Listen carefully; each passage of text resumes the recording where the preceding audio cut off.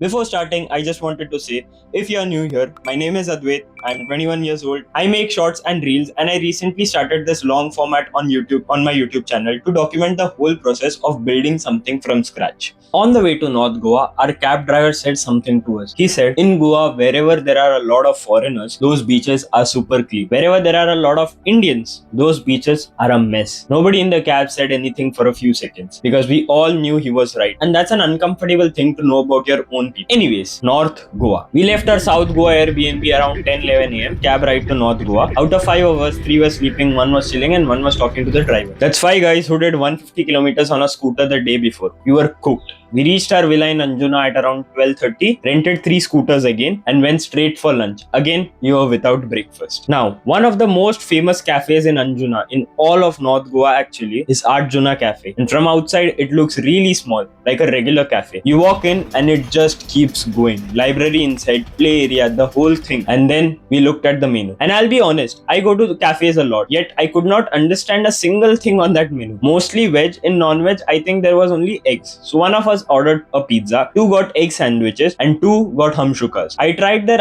iced matcha latte, new arrival on the menu. It was pretty decent. Food was okay, nothing extraordinary, but the desserts, tiramisu and brownie with ice cream, those were genuinely amazing. We played pool after. Good afternoon overall. Oh, and also, Malaika Arora was there. Nobody really cared. It just felt normal. We also spotted a bunch of faces we recognized from Instagram reels. My friends were going around. I've seen him, I've seen her. And I just looked at them and said, what are you guys talking about? You're sitting right here with one of the upcoming creators. You should be proud. We had a good laugh. From there, we went to Anjuna beach for the evening. And this is where North Goa introduced itself properly. Crowded, really crowded, and not that clean. I'm not going to sugarcoat it. After 2 days of South Goa beaches, this felt like a different country. But we stayed for the sunset and we made a friend. His name was Biscuit, local dog of one of the beachside restaurants. Biscuit was the highlight of Anjuna beach. No competition. And then we did what everyone does in North Goa. We went clubbing. We went to Thalassa, which apparently has the best Friday nights in North Goa. 5 guys, no girls in the group, so obviously most expensive entry possible. And of course, because we are guys, most corner seat was available. That's just the law of club. But luckily, we came early enough to get decent seats. Now, we don't drink, so we went through a lot of coke and ginger ale. But the food, genuinely amazing. The experience though, there was a rat or a wolf. Honestly, I still don't know what that animal was. We clicked photos with a bear too. Then there was this guy, foreigner I guess, walking around on a stick, going only towards groups of girls. Obviously, we asked for a photo, he said no. After us, a group of girls asked and he obviously said yes. We were not surprised. The performances were average. The DJ, I don't know who gave him that job. Till 10 pm, it was English songs, maybe 2 or 3 bangers. Rest was very bad. Then when Bollywood started, also 2 or 3 bangers. Rest was disappointing. We got bored and we left at around 1 am. Then we went to Tito's Lane, which we had heard was full of clubs. It was, but none of it looked like somewhere we should be. We were there for about 5 minutes and we just left. Came home and slept. Thalassa had great food but disappointing night. That was North Goa club. Then our last full day in Goa. Everyone wanted a massage. We'd been on scooters for days, climbed forts, swum in the ocean. Everybody's body was done. But I didn't want a massage. I had something else in mind. I got up at 8, freshened up, left by 9 alone. I went to Arjuna Cafe for breakfast first. 30-minute waiting. So I left that place and I found a small place nearby. I got a French toast and coffee, sitting alone in a small Goa cafe in the morning. That's a different kind of peace. And then I did what I'd actually been waiting to do this entire trip. I went to visit the churches. Now I love churches. There's something about the architecture, the silence, the feeling inside. I don't know how to explain it. I just needed to be in one.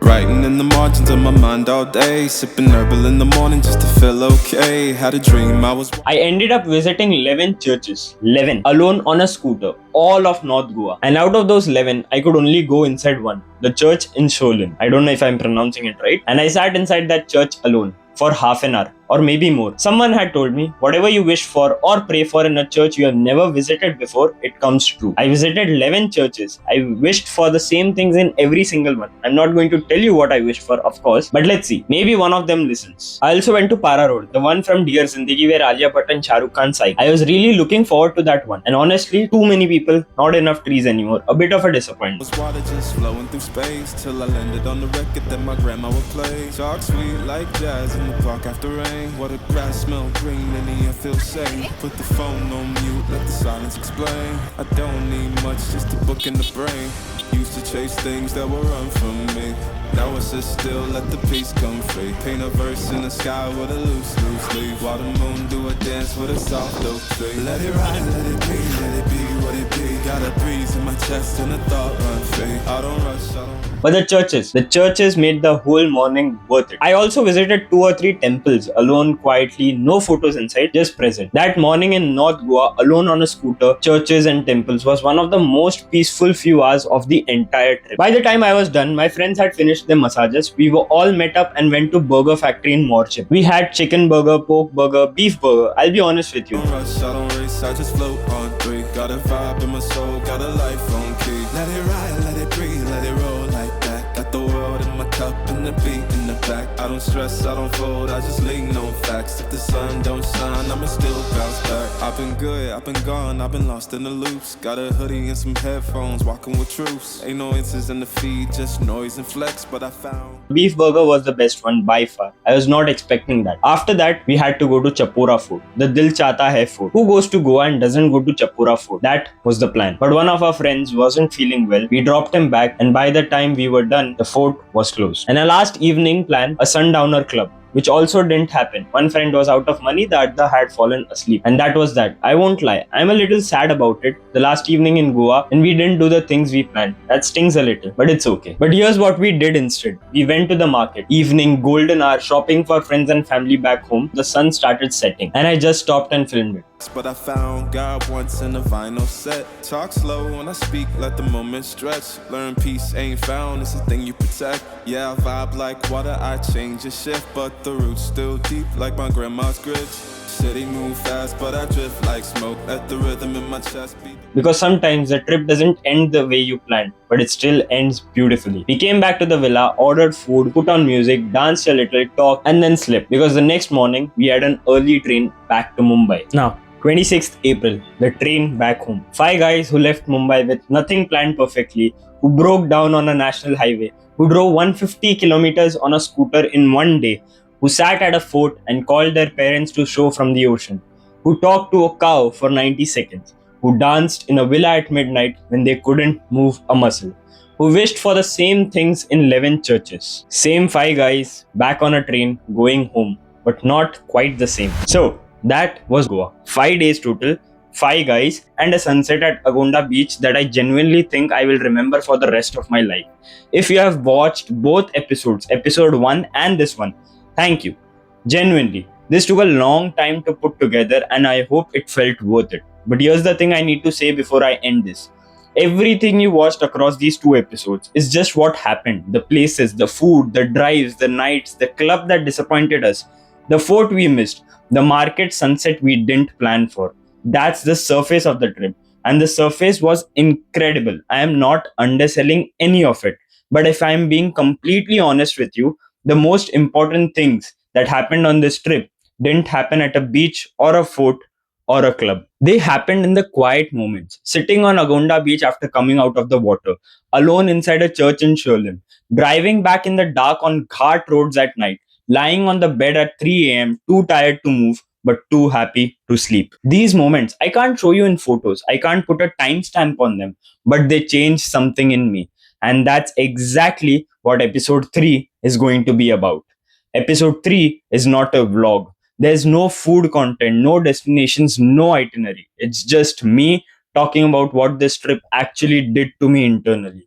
How 5 days in a place I'd never been before completely broke open something I didn't even know was closed. About money and how, for the first time, I understood why earning matters. Not for things, but for experiences. For the feeling of standing somewhere new and thinking, I made this happen. About why I think travel might be one of the most important things a person our age can do. Not because it looks good, not for the photos, but because it genuinely changes how big you think the world is and how small your problems actually are. I think episode 3 is going to be the most important video I've put on this channel so far. And I don't say that lightly because I meant it when I said it about episode 1 too. Subscribe so you don't miss it. It's coming next week. And if either of these episodes meant something to you, share it with one person who needs to hear it. That's all I ask. Goa will always be special to me, not because it's the most beautiful place I have ever seen, although South Goa genuinely is something else, but because it was the first real trip, first time leaving with these guys, first time I felt that feeling of the world is bigger than I thought it was, and I'm chasing that feeling now. I don't know where next, but somewhere. I'm Advait. This was episode 2, and I'll see you guys in the next one.